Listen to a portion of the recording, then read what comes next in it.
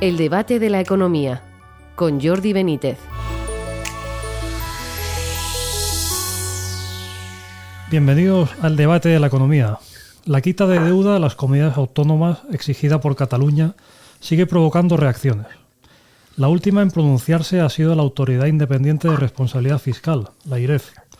Considera que el perdón de la deuda debe ir ligado a unas condiciones exigibles a las comunidades autónomas. Es de sentido común, pero nada apunta a que su reivindicación vaya a tener éxito. Por otra parte, esta semana se han anunciado los resultados obtenidos en 2024 por muchas empresas importantes españolas. Telefónica, Iberdrola, Ferrovial o Indra han sido algunas de ellas. También hemos conocido el dato adelantado de inflación, que ha subido hasta el 3% en tasa interanual, el dato más elevado desde junio, empujado por el encarecimiento del precio de la electricidad. En nuestro país preocupa esta cuestión y también muchas otras, como por ejemplo, cómo nos afectarán los aranceles de Trump. Para hablar sobre todo ello, tenemos hoy con nosotros a Miquel Buesa, catedrático de la Universidad Complutense. Bienvenido, Miquel. Hola, ¿qué tal? ¿Cómo estamos? Y a Lorenzo Verdado Alquirós, presidente de la consultora Free Market Corporate Intelligence. Bienvenido, Lorenzo. Encantado de estar con vosotros, como siempre. Oye, pues bueno, la última en quejarse ha sido la AIREF, ¿no? Sobre la cuestión del perdón de la deuda. ¿Qué os parece? ¿Esto saldrá sí o sí, Miquel? Bueno, yo no sé si saldrá sí o sí porque esto requiere un proceso legislativo y los procesos legislativos en España actualmente son muy inciertos. Pero en todo caso, estoy de acuerdo con la opinión general de que esto es un auténtico disparate. Incluso cuando venía hacia aquí dándole vueltas al asunto, dado que el gobierno pretende gastarse 80 y tantos mil millones, o sea, absorber 80 y tantos mil millones de deuda y por tanto gastarse 80 y tantos mil millones, y dado que el equilibrio del sistema de financiación autonómica requeriría unos 3.300 millones, pues resulta que la operación que pretende el gobierno podría dar lugar al equilibrio del sistema de financiación autonómica de los próximos 25 años.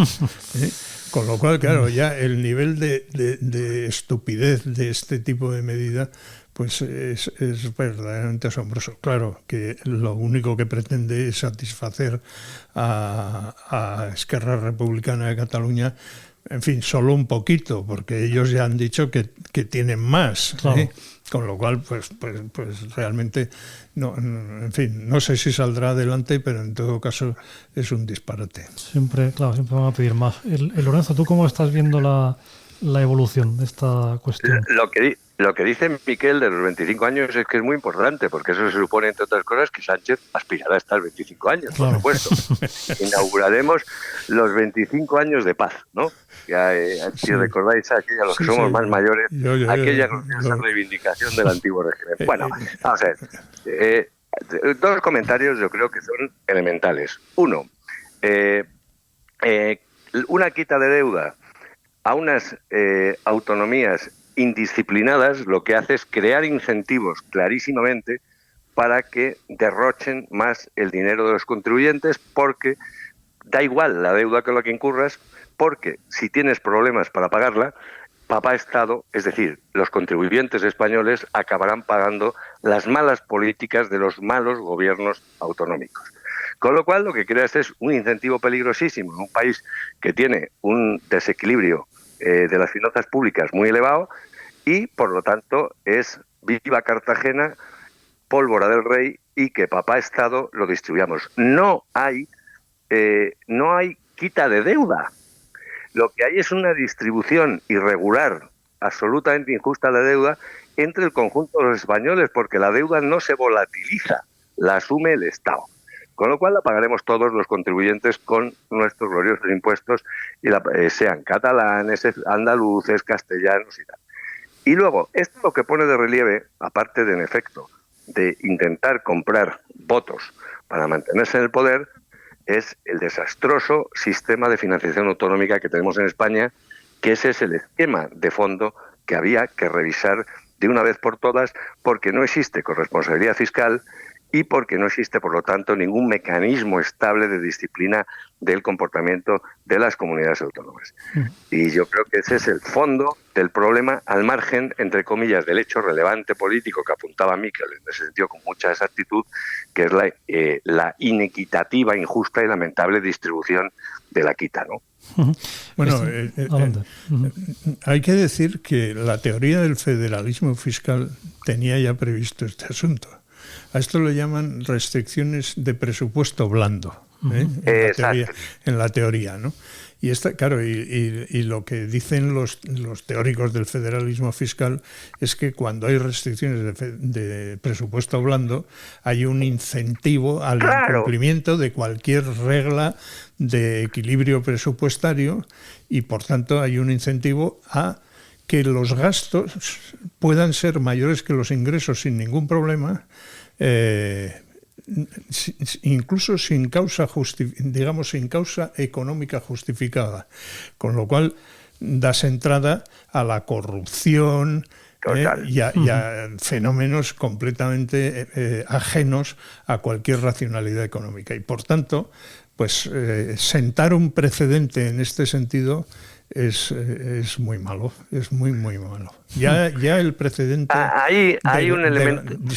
hay el precedente de haber hecho el FLA, en cierta medida, no es exactamente igual, pero haber hecho el FLA. Pero bueno, estábamos en una situación financiera desastrosa y quizás podría justificarse, pero ya ahora, en esta situación actual, introducir un precedente de esta naturaleza es cargarse directamente cualquier pretensión de que el sistema de financiación de las comunidades autónomas funcione con eficiencia.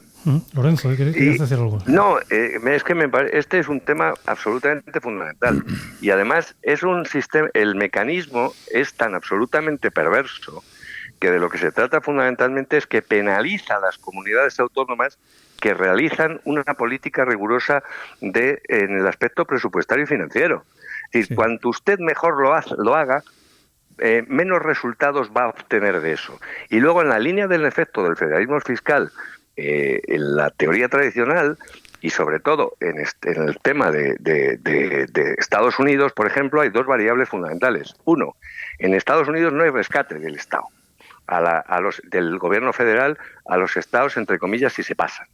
Y en segundo lugar, y mucho más relevante, salvo en circunstancias extraordinarias, como puede ser una recesión brutal, como la que tuvimos en el 2008 con la crisis financiera, los gobiernos, la inmensa mayoría de los gobiernos de los estados que componen la Unión, están obligados a presentar presupuestos equilibrados anuales, cosa que aquí no se hace.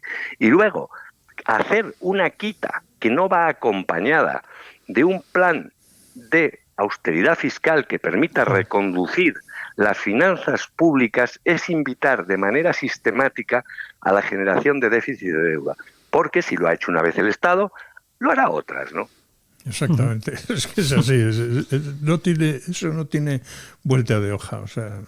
Claro, o sea que sería un paso muy atrás, ¿no? O sea que sí, sería un paso muy atrás y claro, es verdad que todas estas cosas que decimos son un poco abstractas, pero lo que ocurre es que, aunque sean abstractas, describen un proceso, el inicio de un proceso que conducirá inevitablemente a un empeoramiento del nivel de bienestar de los españoles, del nivel de renta de los españoles. Porque cuando tú introduces ineficiencias en el sector público, esas ineficiencias se van trasladando luego al conjunto de la economía. Y en consecuencia, la gente tiene que saber, si confía un poco en los economistas, que aprobar este tipo de operaciones es hambre pan para hoy, hambre para mañana. Hambre incluso para hoy. Y hay un matiz adicional que es interesante. Es decir, vamos a ver, el Estado puede condonar la deuda de las autonomías, pero obviamente no puede condonársela a sí mismo porque tendrá que pagarla. Y luego, en segundo lugar, hay un porcentaje amplio de deuda estatal y autonómica que está en manos de acreedores privados. Y eso obviamente no es posible, ninguna condonación de la parte de deuda privada que es sustancial, salvo con el permiso de los acreedores. Entonces, es un camelo, y no, es un camelo tan sumamente extraordinario que luego que diga nuestra gloriosa heredera de la faraona en Famenor, la ministra de Hacienda, que es un personaje cómico, que en 7 años que lleva todavía no está familiarizada con la terminología básica de la Hacienda, que diga que esto es para salvar el estado de bienestar, es que eso lo provoca realmente una hilaridad extraordinaria, ¿no? Oye, hablando de, bueno, ya que has hablado de bienestar y de, yo creo que en parte de precios también, ¿no? Bueno, hemos conocido hoy el dato del IPC, que ha vuelto, bueno, ha salido, es el mayor dato desde junio, si no recuerdo mal, ¿no? En fin, esto parecía que iba a empezar a bajar, ¿no? Que íbamos hacia abajo. Pero no vamos, o sea, vamos mal por el mal camino. Y lo malo, creo yo, de esta situación es que se pretende explicar que como esto se ha debido de una manera importante a la cuestión de la energía, pues no debe ser muy importante, porque todo lo demás, al parecer todo lo demás no ha subido. Cosa que no lo creo. Cuando tengamos los datos detallados veremos que las cosas han seguido subiendo. Bueno, eso en realidad los que vamos al hipermercado lo vemos no todos los días, porque por lo menos yo, porque yo suelo ir a lo mejor 2 veces al mes, pero lo vemos claramente. No hemos corregido la inflación. Y como no hemos corregido la inflación, que es una competencia del Banco Central Europeo, y además tenemos políticas nacionales que van en contra de la corrección de la inflación, ¿eh? Es decir, políticas que van al sostenimiento artificial de una demanda que bueno, pues que supone un incentivo para la elevación de precios. Entonces, bueno, pues este es un tema que el Banco Central se lo debería plantear. En vez de plantearse que tiene que bajar necesariamente los tipos de interés, no se sabe muy bien por qué razón. O sea, no tiene que bajar los tipos de interés. Si la inflación sigue siendo más alta que el objetivo establecido, que tampoco sé muy bien si tiene un objetivo establecido, pero en fin, todos imaginamos que está en torno al 2% de elevación de los precios. Bueno, pues entonces hay que hacer políticas monetarias restrictivas.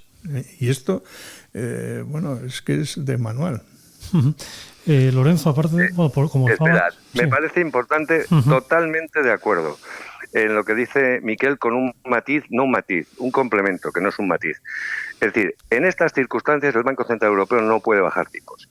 Y porque no se acerca al objetivo de inflación, la media europea, olvidémonos de la nuestra, al 2%, que teóricamente es el objetivo que tienen. Y hay una variable fundamental, que yo, que soy un viejo monetarista, aunque estamos, entre comillas, muy desacreditados por los neokeynesianos estos, que no dan una, claro, es decir, la M3, la masa monetaria de la Unión Europea, está volviendo a crecer de una manera desaforada. Y entonces no puedes bajar tipos en estas condiciones, ni de coña. Y vamos a ver qué hace el Banco Central Europeo en su próxima reunión. Oye, como nos vamos quedando sin tiempo, de punto 2 de golpe, Lorenzo, y pasamos luego a Miquel. Bueno, por un lado, como ha habido muchos resultados empresariales, tenéis para elegir, por si queréis comentar alguno que os haya llamado especialmente la atención. A mí el que más me gusta es el de Iberdrola, porque soy accionista. O sea, pero claro, luego he visto el de Telefónica y he pensado, joder, o sea, esta empresa perdiendo dinero. Me parece insólito. Sí, claro, por las provisiones que están haciendo en Argentina. Bueno, ya, vamos a ver. Cuando una empresa pierde dinero es que su gestión no ha sido la adecuada. O sea, uno puede decir, no, es que en Argentina, no sé qué. No, mire, haber corregido las cosas suficientemente a tiempo como para no perder dinero. Así que, en fin, ese es mi comentario fundamental. No, estoy de acuerdo. Mira, en el tema de Telefónica, por ejemplo, es decir, siendo terriblemente crueles, lo divertido es que habiéndose producido los cambios que se han producido en Telefónica mejore su cuenta de resultados y su cotización bursátil vaya arriba. Lo que te quiere decir que obviamente la gestión del anterior presidente fue una catástrofe, es que destruyó el 57% de valor de la compañía en su gestión. Luego podemos discutir si el gobierno, yo estoy contrario a la entrada y estas historias, pero ese es el hecho. Y como decía muy bien Miquel, probablemente a quien tendría que haberse cargado el señor Payete no era el gobierno, sino los accionistas cumpliendo su obligación de liquidar a un presidente que había destruido valor. Y en el tema de Iberdrola yo creo que es una compañía magníficamente gestionada, es decir, Sánchez Galán ha hecho un pedazo de compañía, pero que se va a encontrar en el corto plazo con un problema, en mi opinión. Y el problema fundamental es el crecimiento de la compañía. ¿En qué sentido? El mercado americano está muerto con la desaparición, básicamente, que era una de las apuestas fundamentales de Iberdrola, por la política de renovables en Estados Unidos. Trump se ha liquidado absolutamente todo lo que era el mecanismo de incentivos a renovables. Entonces, Iberdrola, que su principal apuesta era Estados Unidos, va a tener que hacer un replanteamiento estratégico que no sabemos cuál va a ser. Dicho eso, los resultados son magníficos, que las compañías ganen dinero, porque eso se traduce, entre otras cosas, en empleo y riqueza para todos, ¿no? Oye, ya que has comentado a Trump, del que habla todo el mundo, ¿no? ¿Cómo veis la evolución de la cuestión de los aranceles? Y bueno, luego acabáis de publicar en vuestra consultora un informe muy bueno no solo sobre los aranceles, sino también sobre Alemania. Bueno, ¿cómo ves? Ahora enlazamos con Miguel, ¿cómo ves estas dos? O sea, por un lado el avance de los aranceles y por otro lado la Alemania después de las elecciones, ¿no? Yo creo que una de las pocas cosas en las que coincidimos los economistas, sean de izquierdas, de derechas, de centro, de cuatro, excepto cuatro desarrapados, entre comillas, es que el proteccionismo es malo y perjudica en el medio plazo al que impone los aranceles y al que los sufre. Entonces, la política exterior americana en política arancelaria, en mi opinión, la de Trump, es una catástrofe y va a perjudicar en el medio y largo plazo, obviamente a Estados Unidos y obviamente al resto. Luego, además, eso hay que reconocer que es una política justa, porque no discrimina si se la aplica igual a sus amigos que a sus enemigos. Es decir, toda la derechita esta patriótica gloriosa que tenemos que aplaude a Trump, les imponen a ver cómo defienden unos aranceles que van a tener, en el caso de la economía española, según los cálculos que hemos hecho nosotros, un arancel del 25% va a suponer una caída permanente del PIB del 0,6 y un aumento del desempleo del 1,8. Entonces, una cosa es la ideología y otra son las cosas de comer, y el proteccionismo es malo. Y en Alemania, pues, Merck, a mí me merece mucho crédito, es decir, su planteamiento es el correcto, porque Alemania está en una crisis profunda de modelo económico, y el problema que va a tener es que una coalición con un SPD que se ha debilitado tanto, es muy complicado que el SPD le compre en una situación de debilidad la política de reformas y ajuste que necesita la economía alemana.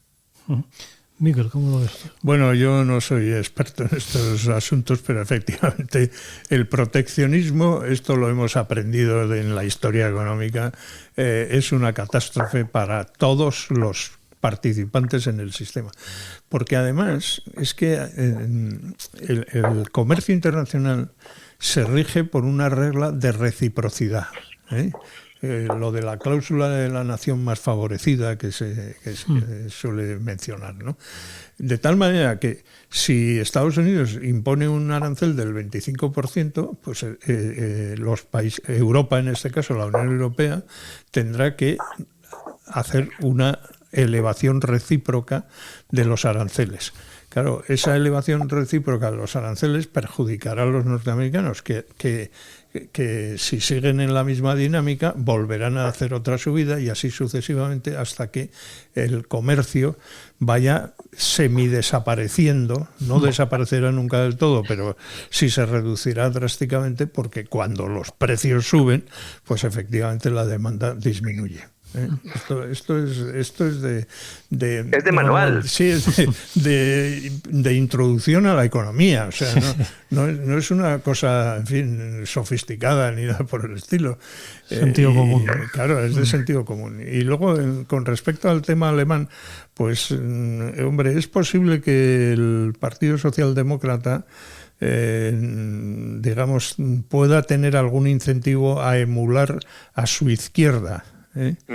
Pero claro, si emula a su izquierda puede ser que se quede con menos apoyo todavía del que ahora tiene, y por tanto también habrá yo supongo que dentro del partido habrá una corriente favorable a la creación de una gran coalición que trate de recomponer digamos, la polarización política que se ha producido en Alemania como en todos los demás países, por otra parte.